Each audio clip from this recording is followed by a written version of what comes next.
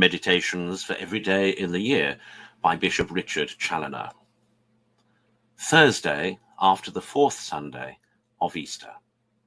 On loving God with our whole mind. Consider first that our whole mind ought also to be consecrated to divine love, according to the import of that greatest and first commandment of our heavenly lover. Now, the mind is the seat of thought, and consequently of consideration, meditation, and recollection in God. Wherefore, to love God with our whole mind is to have our thoughts ever turned towards him, to consider him, to meditate daily upon him and his truth, and upon all that relates to him, or helps to bring the soul to him, to walk always in his presence, and to keep ourselves recollected in the remembrance of him. This love of the whole mind was required of all the servants of God, even in the old law, and much more in the new, which is the law of love. Quote, "Thou shalt love the Lord thy God, etc., said he, Deuteronomy 6. And these words which I command thee this day shall be in thy heart, and thou shalt tell them to thy children, and thou shalt meditate upon them, sitting in thy house and walking on thy journey, sleeping, rising, and thou shalt bind them as a sign upon thy hand, and they shall be and shall move between thy eyes, and thou shalt write them on the doors of thy house." Close quote. See, my soul, how strongly thy God inculcates the perpetual remembrance of him and of his divine law, but more especially of the great commandment of love, which is the fulfilling of the whole law. See how he expects that thy whole mind should be ever full of him. Consider, secondly, how reasonable and just it is that we should love our God with our whole mind, by ever remembering and thinking on him. He always remembers us and thinks of us. His eye is always upon us. From all eternity we have ever had a place in his eternal mind, in which he has cherished us with infinite love. And shall we refuse him the place he calls for in our mind, or put him off with anything less than our whole mind? Alas, what worthless things are we!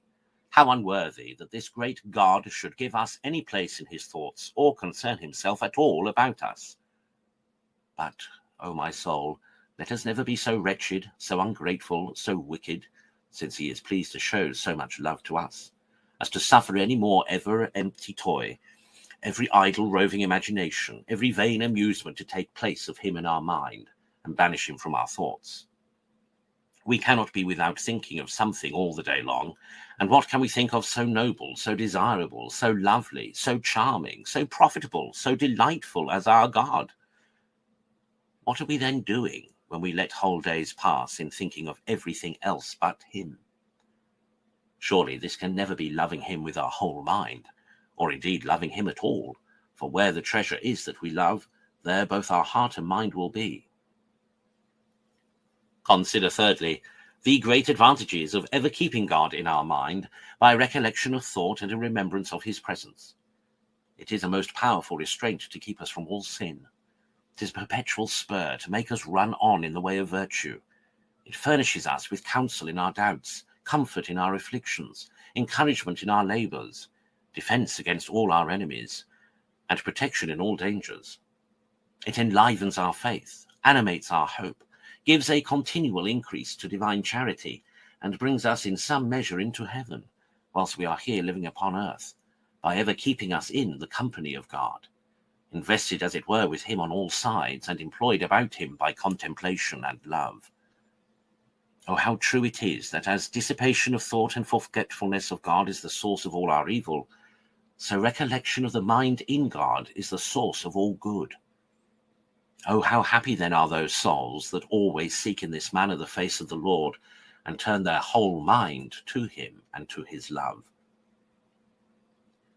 Conclude, to banish from thee all impertinent thoughts and vain amusements, all roving imaginations and useless schemes, which have too often hitherto occupied thy mind, and shut out thy God, and then thy beloved will quickly return to thee, and make thy soul his paradise.